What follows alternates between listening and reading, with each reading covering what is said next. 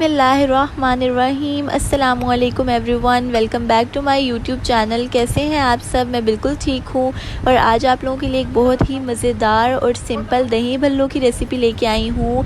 आप लोगों को बहुत ज़्यादा पसंद आएंगे और आप लोगों ने ज़रूर ट्राई करने हैं। आप लोगों को अगर ये वीडियो पसंद आए तो इसको ज़रूर लाइक कीजिएगा और अपने फ्रेंड्स के साथ शेयर कीजिएगा और मेरे चैनल को ज़रूर सब्सक्राइब कीजिएगा। इस स्क्रीन पर आप लोगों को इस रेसिपी के इंग्रेडिएंट्स शो हो रहे हैं, आप इसका स्क्रीनशॉट ले सकते हैं और इसकी डिटेल्ड क्वांटिटी आपको डिस्क्रिप्शन में मिल जाएगी।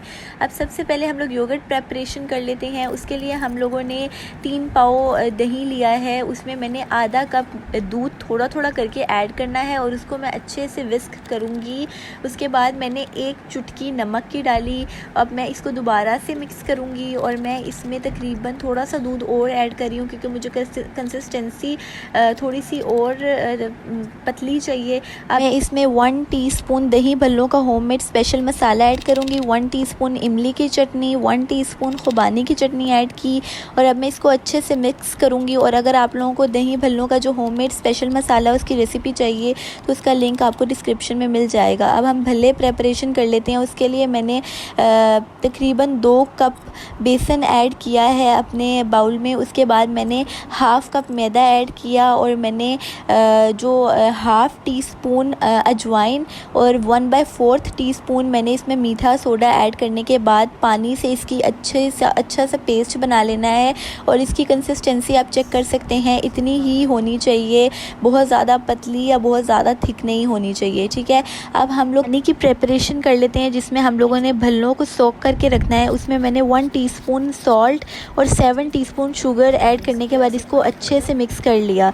अब मैं दही भल्ले फ्राई कर लेती हूँ। यहाँ पे आप देख सकते हैं कि मेरे भल्ले फ्राई हो रहे हैं और आप लोगों ने इसकी बिल्कुल टेंशन नहीं लेनी कि इसकी शेप क्या बन गई, कोई मसला नहीं है, कोई भी शेप हो सकती है। और आप लोगों ने इसको अच्छे से फ्राई करने के बाद यहाँ पे थोड़ी देर के लिए आपने इसको पानी में इस तरह जो हम लोगों ने पानी तैयार किया उसमें सोक करना है और फिर आप लोगों ने अपने पास साइड पे रख लेना है। ठीक है, अब मैं इन सब को सोक करने के बाद अपने दही भल्लों की प्रेपरेशन स्टार्ट करूँगी।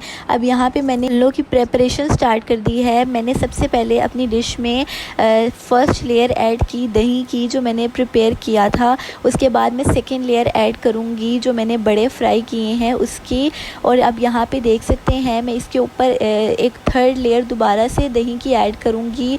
और आपको जितना दही पसंद है, आपकी फ़ैमिली में लोग जितना दही खाते हैं, आप उस लिहाज से इसमें दही की क्वांटिटी रख सकते हैं। अब दही डालने के बाद मैं इसमें सबसे पहले जो मैंने होममेड स्पेशल मसाला दही भल्लों का मसाला बनाया है वो मैं इसमें ऐड करूँगी। इसके बाद मैंने सबसे पहले खुबानी की चटनी ऐड की, फिर मैंने यहाँ पे इमली की और दोबारा से खुबानी की चटनी ऐड की। अब यहाँ पे आप देख सकते हैं हमारे दही भल्ले तैयार हो गए हैं और ये बहुत ज़्यादा लजीज़ लग रहे हैं और इसकी बहुत मज़ेदार खुशबू आ रही है।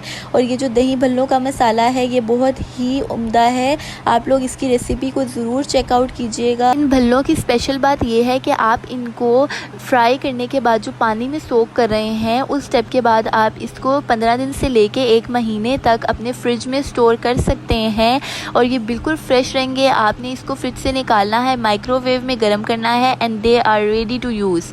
Thank you for watching. Like, share and subscribe with your friends and family.